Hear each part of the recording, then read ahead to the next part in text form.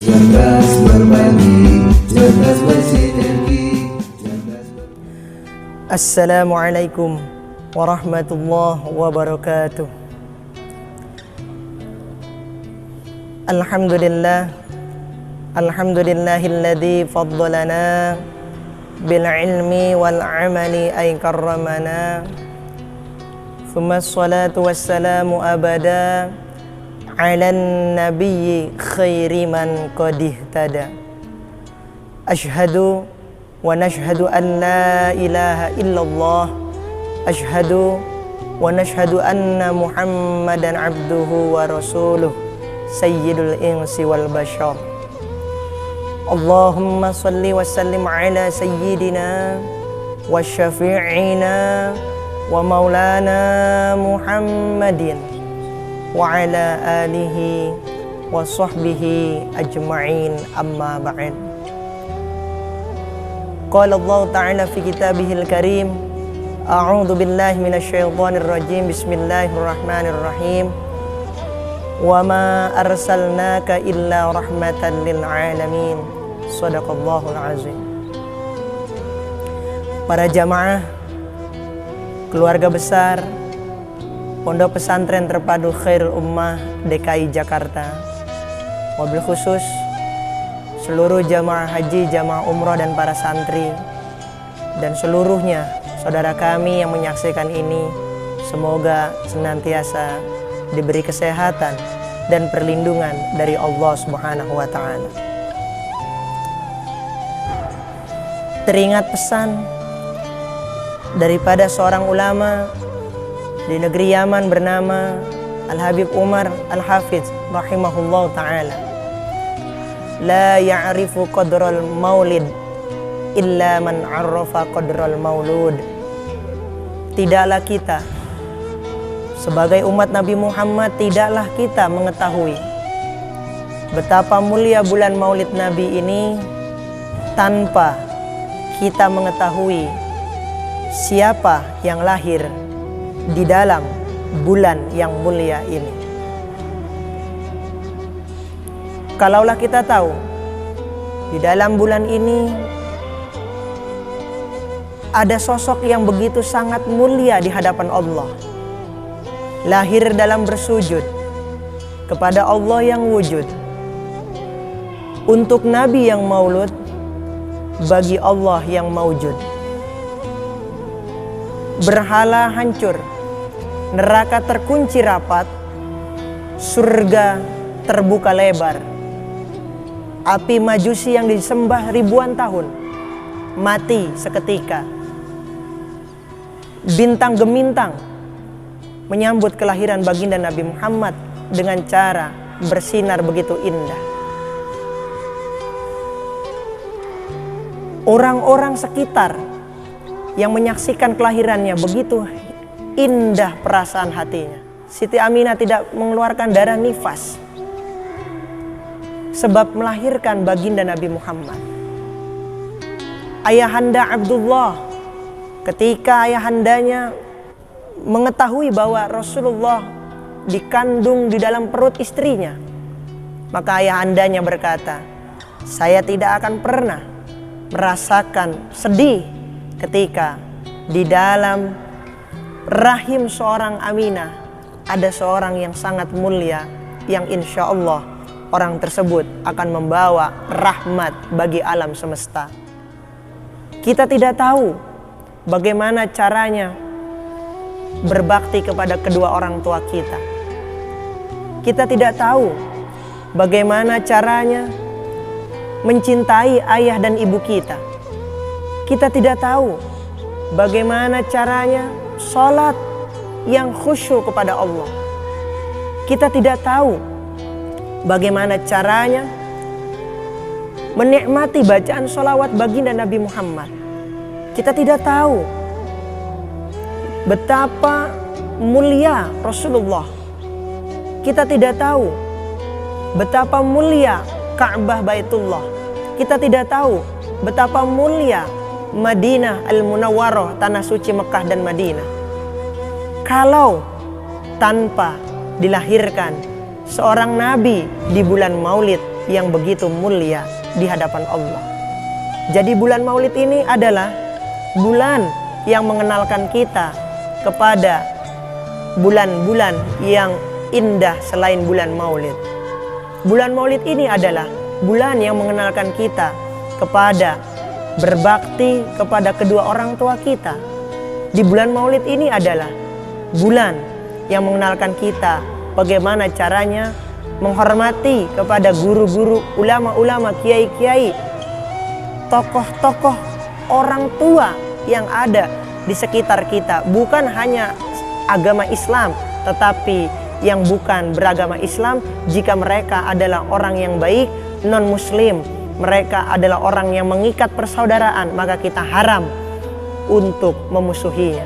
Bulan Maulid ini adalah mengajarkan kecintaan bagi seluruh umat manusia. Bulan Maulid ini adalah mengajarkan bagaimana kita menghormati siapapun orangnya.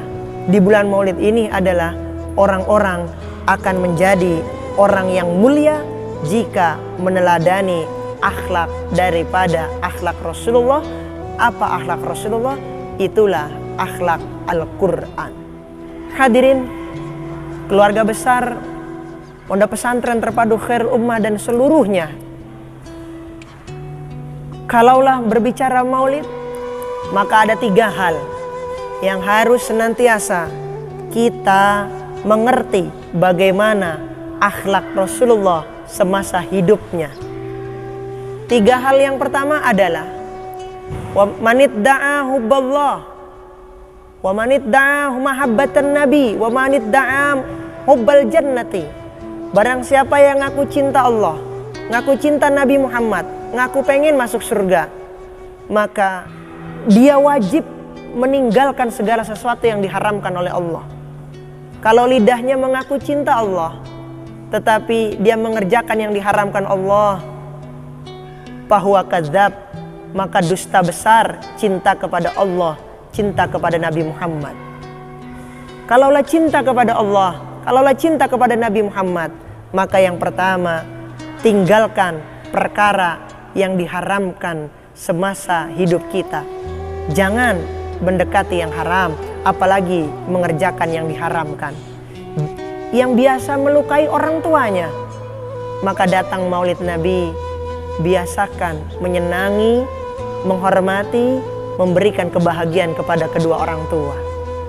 Yang biasanya dulu sebelum bulan maulid mereka mencaci maki tetangganya, maka datang maulid, maka hiburlah tetangga, meminta maaf kepada tetangga, berbuat baik kepada tetangga, sedekahi tetangga-tetangga kita, berikan sesuatu yang sekiranya menyenangkan kepada tetangga kita. Maka inilah hikmah daripada bulan maulid, meneladani akhlak Al-Quran, yaitu akhlak Rasulullah Sallallahu Alaihi Wasallam. Saudaraku, yang kedua, kalaulah kita mengenal daripada akhlak Rasulullah, bukan hanya menjauhi yang diharamkan. Ketika sudah cinta Allah, bukan hanya menjauhi yang diharamkan, maka akhlak Rasulullah yang kedua adalah wa manid da'a hubban nabi. Barang siapa yang mengaku cinta kepada Nabi, barang siapa yang mengaku cinta kepada Allah, wa manid da'a hubballah min ghairi infaqi malihi alal yatim awil faqri. Mereka orang yang mengaku cinta kepada Allah, mereka mengaku cinta kepada Nabi, min ghairi mahabbatil faqri awil yatimi, tetapi dia tidak pernah menginfakkan hartanya untuk orang-orang fakir, tidak pernah mensedekahi orang-orang fakir, tidak pernah mahabbah kepada anak-anak yatim. Maka orang ini yang mengaku cinta Allah, orang ini yang mengaku cinta Nabi. Kata Nabi Muhammad, dia bertentangan dengan akhlakku. Kalaulah mereka meneladani akhlakku, kalaulah mereka meneladani daripada kisah maulid Nabi yang begitu mulia. Maka yang kedua adalah, barang siapa yang mengaku cinta Allah dan cinta Nabi Muhammad, maka dia wajib mencintai fakir miskin, wajib mencintai, menghormati yatim piatu. Bolehlah saudaraku rumahnya indah, mewah, tetapi fakir di samping kita, jangan lupa kita teladani akhlak Rasul. Rumah yang mewah bukanlah cita-cita Rasul.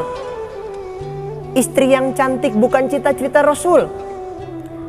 Dunia yang begitu mewah bukan cita-cita Rasul. Tetapi cita-cita Rasul adalah akhlak yang mewah, akhlak yang istimewa, yang mulia, yang bisa meneladani daripada akhlak Rasulullah. Cintai orang fakir, sedekahi anak yatim. Wajar dalam hadis lain Rasulullah berkata, qala Rasulullah SAW, ana wa kafilul yatimi kahataini fil jannah. Kata Rasul, saya dengan orang yang mencintai dan mengurus yatim, baik yatimnya adalah yatim yang fakir atau terutama yatim yang benar-benar fakir miskin. Intinya siapa yang mencintai yatim? Intinya siapa yang mensedekahi yatim? Maka mereka yang mengurusi, mensedekahi, mencintai yatim, mereka, kata Nabi Muhammad, aku dengan mereka yang mengurusi yatim berdekatan di surganya Allah bagaikan dua jari jemari ini. Rasulullah mengisyaratkan antara telunjuk dan jari tengah. Telunjuk ini adalah bagaikan orang yang memberikan makan kepada anak yatim, dan Rasulullah adalah bagaikan jari tengah yang menempel kepada orang yang mencintai anak yatim. Maka mereka, dimanapun mereka berada nanti di surga, disitulah ada Rasulullah duduk dekat dengan orang-orang yang mengurusi dan mencintai anak yatim, fakir, miskin. Terakhir saudaraku, yang ketiga, ayolah hadirin saudaraku yang dicintai Allah. Yang ketiga, akhlak Nabi bukan hanya menjauhi daripada yang diharamkan Allah. Akhlak Nabi bukan hanya mencintai dan menghormati anak-anak fakir dan yatim. Yang ketiga adalah wa manidda'a hubbal jannati wa manidda'a hubban nabi wa manidda'a hubballah. Barang siapa yang ngaku cinta kepada Nabi, cinta kepada Allah, ingin masuk surga, min ghairi infaqi malihi fahuwa kadzab. Tetapi dia tidak mengamalkan akhlak Nabi yang ketiga. Apa akhlak Nabi yang ketiga? Kalau mengaku cinta kepada Allah, cinta kepada Nabi, ingin masuk surga, maka yang ketiga adalah infakkan harta kita untuk membangun agama Allah. Kalau ada pembangunan masjid, maka sisihkan uang kita untuk membangun rumah Allah, untuk membangun agama Allah. Maka uang yang masuk ke dalam pembangunan masjid adalah merupakan daripada tasarruf, amal yang mencontoh daripada akhlak teladan Rasulullah, seperti akhlak Al-Quran. Membangun agama Allah sangat luar biasa, tidak hitung-hitungan. Ada pondok pesantren yang dibangun, maka mereka yang mengaku cinta Nabi, mereka yang mengaku cinta Rasulullah, cinta kepada Allah, ingin masuk surga, maka hartanya pasti diinfakkan untuk membangun pondok-pondok pesantren. Ada orang yang sedang ingin mengadakan acara maulid Nabi, panitia, maka hartanya dengan ridho, dengan senang memberikan kepada panitia untuk acara maulid Nabi Muhammad SAW. Isra wal Mi'raj, panitia datang, dia berikan. Siapapun yang mengatasnamakan agama Allah dengan catatan, kita tahu bahwa panitianya jujur. Dengan catatan kita tahu bahwa yang melakukannya adalah orang-orang yang baik, yang amanah, yang soleh. Maka kita bersedekah, berinfak adalah suatu kewajiban kita sebagai umat Nabi Muhammad yang mengaku cinta kepada Nabi Muhammad, cinta kepada Allah, dan ingin masuk surga. Maka teladani akhlak Rasulullah yang tiga. Pertama, jika Anda cinta Allah dan Nabi Muhammad, haram mendekati perkara yang dilarang oleh Allah Subhanahu wa Ta'ala. Kedua, jika Anda mengaku cinta Allah dan Nabi Muhammad, maka Anda haram Anda melukai hati orang-orang miskin, hati orang-orang fakir, atau hati anak yatim. maka wajib Anda menghormati fakir miskin, terutama menghormati fakir miskin yang yatim piatu.